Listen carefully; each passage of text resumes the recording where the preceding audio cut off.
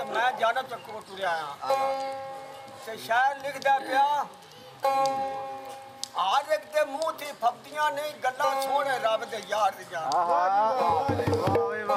ਜਿਨ੍ਹਾਂ ਨਾਲ ਈਮਾਨ ਧਿਆਨ ਸੁਣੀਆਂ ਪਈਆਂ ਉਹਨਾਂ ਦੀ ਉਮਰ ਸਵਾਰ ਦੀਆਂ ਵਾਹ ਜਿਨ੍ਹਾਂ ਵਾਂਗ ਬਲਾਦ ਦੇ ਚੰਨ ਡਿੱਠਾ ਰਸਮਾਂ ਉਹਨਾਂ ਨੇ ਯਾਦ ਸਰਕਾਰ ਦੀਆਂ ਆਹਾ ਇਹ ਕਰਮਾਂ ਵਾਲੀਆਂ ਤਰਨ ਨੂੰ ਸਹਿਣ ਪਈਆਂ ਬਣ ਕੇ ਕੁੱਤੀਆਂ ਉਹ ਦਰਬਾਰ ਵਾਹ ਜੀ ਵਾਹ ਵਾਹ ਵਾਹ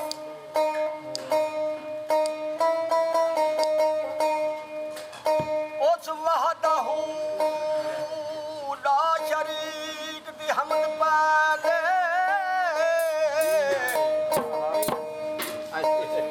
ਜਿਹਦੇ ਅੰਬਰ ਦੀ ਸੱਟ ਧੜਕਦੀ ਨਹੀਂ ਲਿਖੇ ਪੇਟ ਪਰਵਾਨਿਆ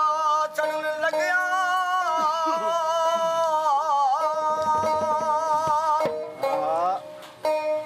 ਲਿਖੇ ਪੇਟ ਪਰਵਾਨਿਆ ਚੜਨ ਲੱਗਿਆ ਸ਼ਮਾ ਨੂਰ ਵਿੱਚ ਪੱਟਿਆਂ ਦੇ ਲੁਕਦੀ ਨਹੀਂ ਕਿਉਂ ਨਾ ਸ਼ਾਖ ਵੀ ਸ਼ਜਰ ਵਿੱਚੋਂ ਜਾਏ ਕੱਟੀ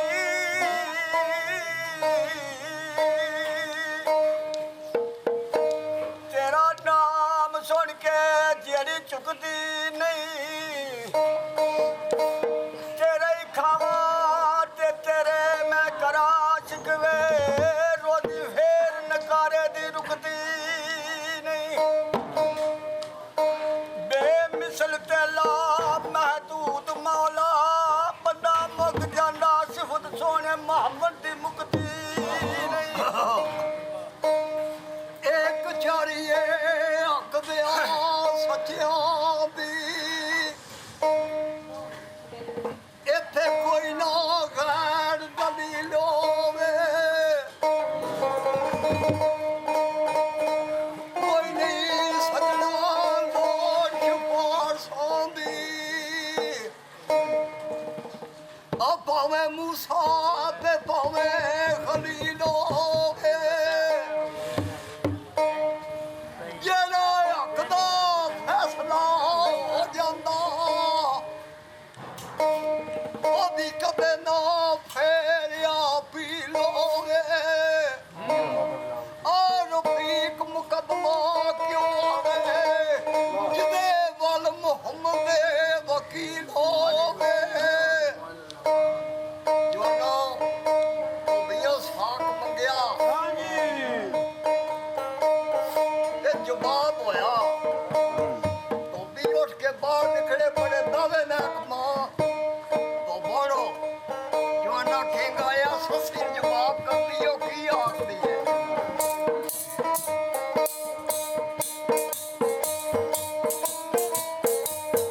ਸ਼ੇਰ ਯਾਦ ਆ ਗਿਆ ਉਹ ਮੈਨਾਂ ਆਖਿਆ ਦਿਆ ਜੇ ਤੁਸੀਂ ਸਵਾਰੀ ਕਰ ਲਵਿਆ ਜੇ